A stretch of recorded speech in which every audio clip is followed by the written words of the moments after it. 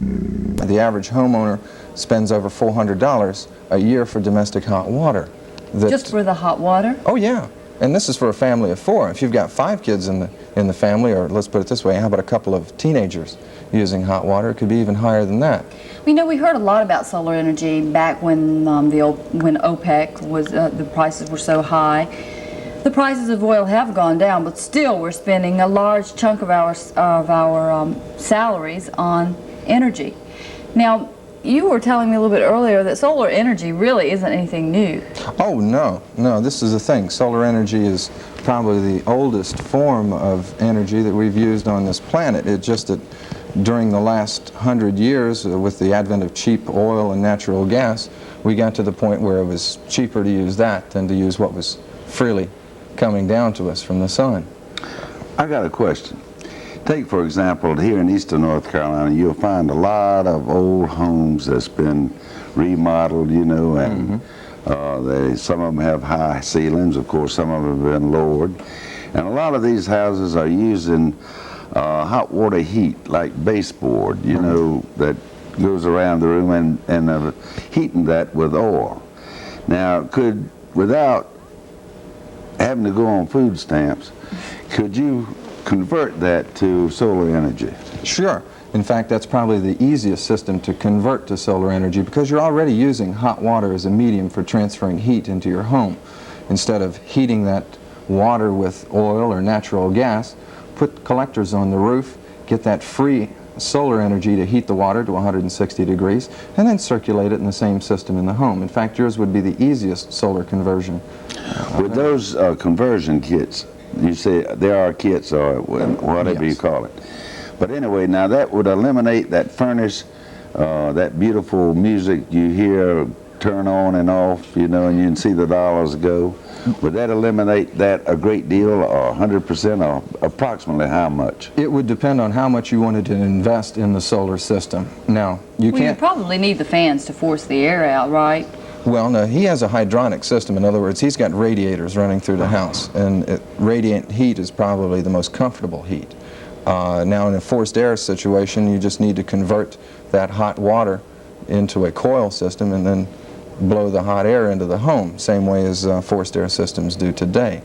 Getting back to what you were saying with how much it would cost, in this area, we get about 78% of the days in a year are good solar days. So this is a good area to have solar energy. Oh yes, we actually get as much BTUs per square foot in this part of the Carolina as they do in Austin, Texas. Is that right? Oh yes. Look, we're going to run out of time, I'm afraid. Let's look at the slides that you brought us. All right. Okay, now... This first slide is the Adobe Caves in southwestern it's in New Mexico, right?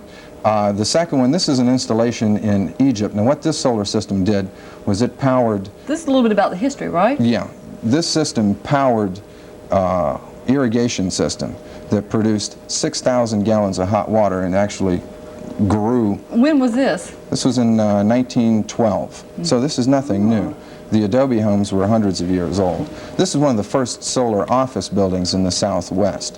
Now in 1950 they switched over from the solar collectors that you see there to a conventional oil system, and then turned around in '74 when the oil crisis came. They went back and reactivated the solar system.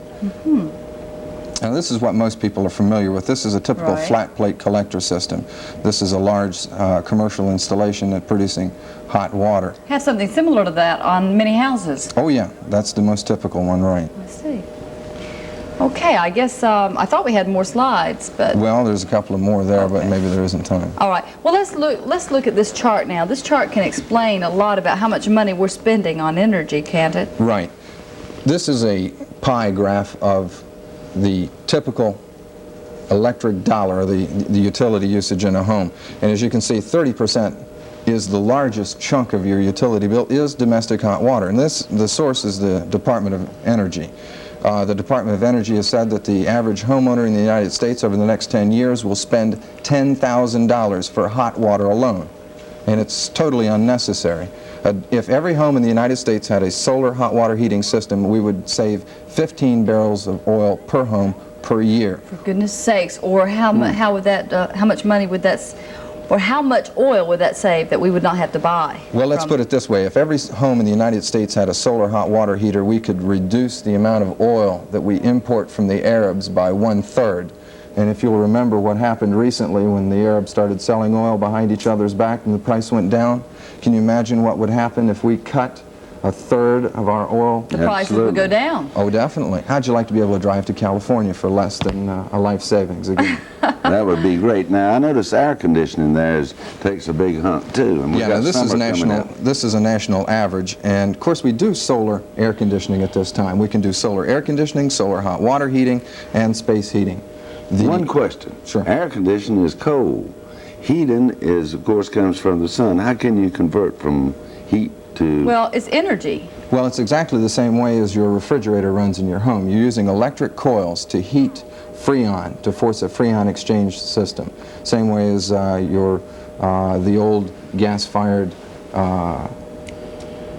refrigerators in the 40s that they used. We do the same thing, only instead of using costly electricity or costly oil to force that heat exchange, we're using free solar energy.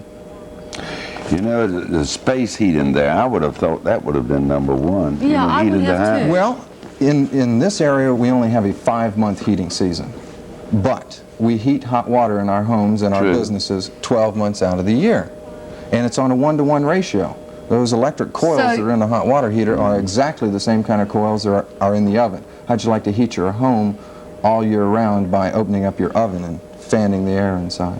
That would be great, but almost a miracle. I mean, for that to take place. So just by using a water heating, solar water heater, just the water heater itself could save you 30% on your energy bill? Close to 30%. It can't be 100% because we have a few cloudy days Right. even in Carolina. But let's put it this way. Over Quite the a next few. 10 years, if domestic hot water through an electric use is going to be $10,000, I can save the average homeowner $7,500 of that. That's a free car every 10 years at the present rate of increases, CP&L. Why do you think that people have gotten, or has the interest dropped? The interest has dropped a little bit because we've gotten used to the energy crisis. It's not something that we think about every day anymore, and we're getting used to it. If we get used to it much more, we're going to end up buying our children, or a good gift for our grandparents to buy the grandkids in a few years will be a English-Arab dictionary. And why do you say this? Well, because the Arabs are investing their petrodollars back into this country at a tremendous rate. Kuwait, one of the smallest of the Arab countries, OPEC nations, already owns over $8 billion of the United States.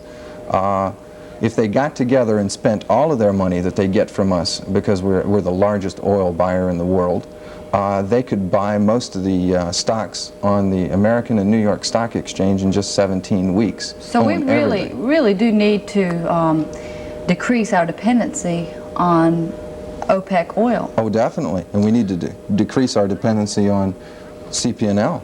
Well, I would think that the financial crutch there, in other words, the tremendous bills that we've been paying would certainly be an inducement. I mean, if you can save that money that you were just mentioning. Oh, yeah. And do you foresee in the near future that really people will revive themselves there to the extent that they'll go ahead and start trying to look into this thing and to make these changes as necessary to do this? Yes, and if we don't, we're going to be forced to anyway. And this was one thing I wanted to bring out. The federal government has a 40% tax credit for buying solar equipment. In other words, they'll contribute 40% to the cost of it right now through 1985. The state of North Carolina provides a 25% state tax credit. So in other words, right now, 65% of the cost of a solar system for your home is paid for through your tax money. Oh. And we're going to be forced into it. In Southern California, which has the strictest solar legislation, you cannot build a new home without having at least a solar hot water heating system in it. It's required. It's required. And there are 16 other states with similar solar legislation in front of them now, and it will become mandatory. And right now, the government will pick up a chunk of the cost of it. Down the road, after the tax credits run out... And after it's made mandatory. Exactly. You're going to have to pay the full cost of it. It's going to be mandatory, and let's be frank, you know what the price of the systems are going to be when you have to have solar on your home. They'll skyrocket. I don't know why. Well, that's always the case, it seems. Sure. When you have to have something, then the price goes up. Thank you, Jeff Campbell, for telling us all about solar energy. Well, thank you for having me be here. Okay. Very enlightening. It certainly was. We'll have more of Carolina Today after this.